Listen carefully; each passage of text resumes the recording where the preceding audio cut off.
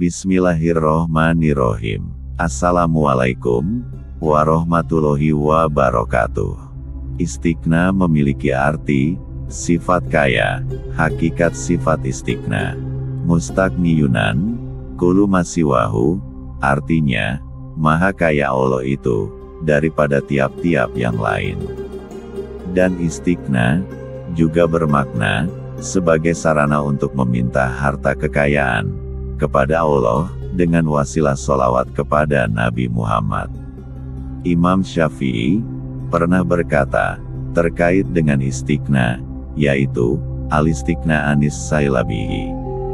Yang dikatakan berkecukupan, adalah berusaha, agar banyak hal, yang tidak dibutuhkan, bukan mampu memenuhi semua kebutuhan. Dalam perkataan Imam Syafi'i tersebut, seolah-olah memberitahukan, bahwa perasaan cukup atas segala hal, akan mampu meredam keinginan, atas segala hal.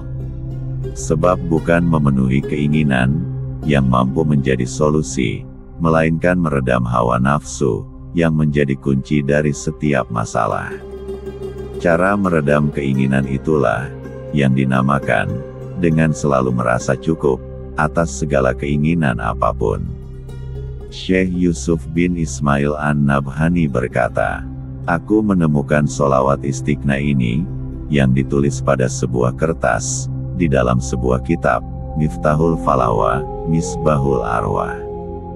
Dari seorang ulama tasawuf, dan seorang ulama tarekat, yang terkenal dengan hikmah-hikmahnya, beliau juga mualif, kitab tasawuf al-hikam, yaitu Syekh Ibnu Athaillah al-Iskandari.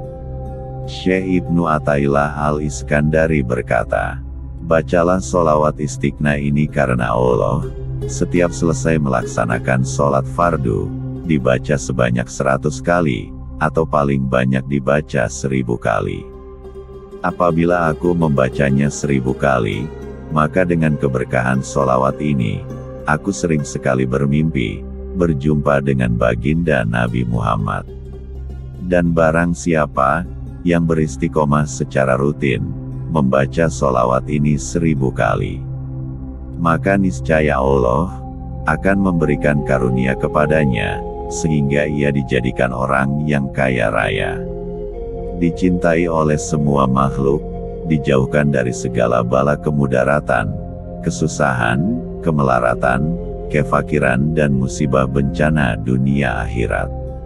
Sholawat istighna, memiliki khasiat dan manfaat, yang sangat banyak, hingga tidak terhitung jumlahnya. Adapun bacaan sholawat istighna, Bismillahirrohmanirrohim.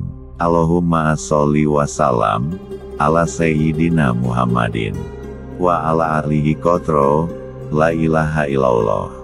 Wa aknina wa fatsna, wa wafikna lima tardohu. Wasrif ana aswa, wardo anil hasana ini. Roihanati khairil anam wa ansairi. Alihi wa ashabihil kiram, wa adkhilnal jannata daros salam ya hayu ya qayyum ya Allah.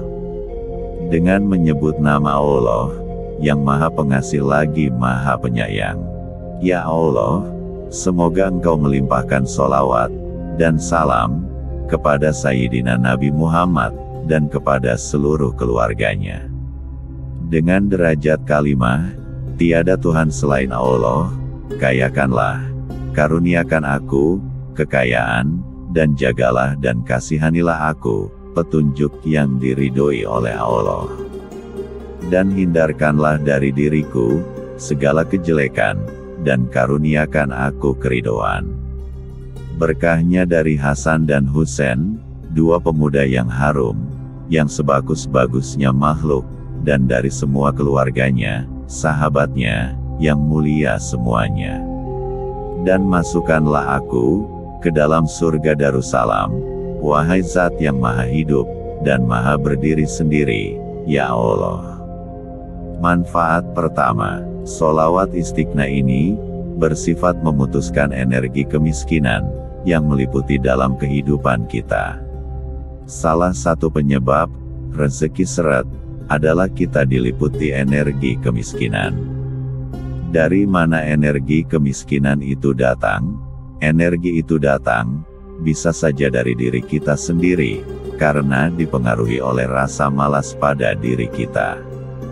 Bisa juga dari musuh yang tidak senang kepada kita, dan bisa juga dari leluhur kita, yang memiliki energi negatif. Sehingga berdampak kepada kita, atau penyebab energi kemiskinan lainnya. Dengan wasilah sholawat ini, maka energi negatif, kemiskinan tersebut akan terputus, dan kita akan terlepas dari energi negatif kemiskinan tersebut. Caranya, dengan mengamalkan, dibaca sholawatnya sehabis sholat 5 waktu, dibaca sebanyak 7 kali, lebih afdol apabila bisa dibaca 100 kali. Manfaat kedua, siapapun kita, baik seorang pejabat maupun rakyat biasa, orang berilmu maupun orang awam, kaya maupun miskin. Apabila kita tekun mewiridkan, dan mengamalkan sholawat istighna secara istiqomah, dibaca 7 kali, atau 100 kali, setiap selesai sholat fardu, maka kita akan kagum dan heran, dengan derasnya rezeki, yang Allah berikan karunia-Nya kepada kita. Manfaat ketiga, sholawat istighna, merupakan sifat kekayaan Allah. Apabila diamalkan secara khusus, setiap jam 12:30 malam, sholawatnya dibaca 100 kali. Maka seluruh energi ilmu kerezekian dan kekayaan, akan bekerja untuk kita. Dengan izin Allah, akan turun rezeki kita, seperti laksana air yang mengalir deras, selama kita beristiqomah dalam mengamalkannya. Diamalkan rutin setiap selesai sholat fardu, dan juga diamalkan secara khusus tiap malamnya. Manfaat keempat, untuk melancarkan rezeki rumah, atau tempat usaha. Misalnya, apabila kita mendiami suatu rumah, atau tempat usaha, rumah dan tempat usaha tersebut, susah dan macet rezekinya. Bila dipakai untuk tempat tinggal, atau usaha apa saja, tidak mau maju dan berkembang. Caranya diamalkan selama 7 hari berturut-turut, sholawatnya dibaca 100 kali, dibaca di dalam rumah atau tempat usaha, yang rezekinya macet, seret atau terputus. Bila diamalkan selama 7 hari, dengan izin Allah, maka rumah, atau tempat usaha dan penghuninya, akan diberikan keberkahan, dan kelancaran rezekinya. Manfaat kelima, apabila kita memiliki, dan mengamalkan suatu keilmuan, yang bersifat ilmu kerezekian, atau yang bersifat ilmu kekayaan. Maka sholawat ini, sangat baik bila digabungkan, dengan ilmu kekayaan, atau ilmu kerezekian yang kita amalkan.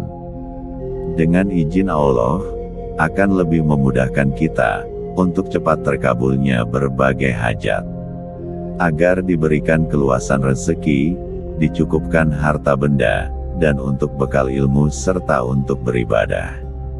Apabila ingin selalu mendapatkan keberkahan, dari sholawat istighna ini, maka jadikanlah sebagai wasilah, untuk menarik rezeki dan menarik harta kekayaan, dengan memperbanyak membaca sholawatnya, dalam beribadah maupun dalam kehidupan kita sehari-hari. Demikian sebagian kecil, manfaat sholawat istighna Syekh Ibnu Athaillah Al-Iskandari, untuk berbagai hajat keperluan. Keberhasilan ilmu ini, tentu tidak akan mendahului kehendak Allah, namun bisa memberikan kita sugesti, untuk tetap berusaha. Sebab hanya dengan usaha, maka pertolongan Allah akan datang. Semoga bisa bermanfaat, bagi kita semua. Mohon maaf bila ada salah kata. Wassalamualaikum warahmatullahi wabarakatuh.